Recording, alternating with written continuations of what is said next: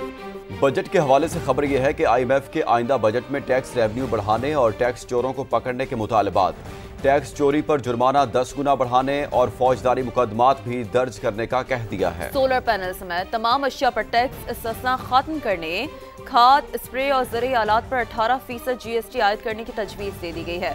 شکیل احمد کی رپورٹ۔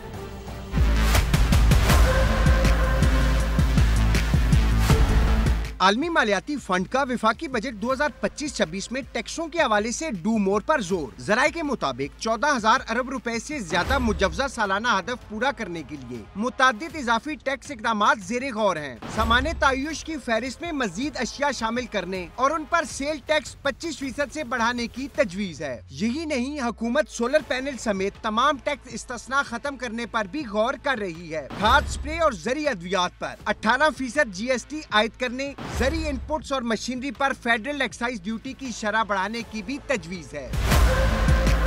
ٹیکسوں کی شرح بڑھانے اور نئے ٹیکس لگانے کے علاوہ ٹیکس قوانین پر عمل درآمد بڑھانے کے لیے سخت اقدامات بھی تجویز۔ وزارت خزانہ حکام کے مطابق آئی ایم ایف چاہتا ہے کہ پی او ایس پر ٹیکس چوری کا جرمانہ 5 لاکھ سے بڑھا کر 50 لاکھ کر دیا جائے اور ٹیکس چوروں کے خلاف فوجداری مقدمات بھی درج کیے جائیں۔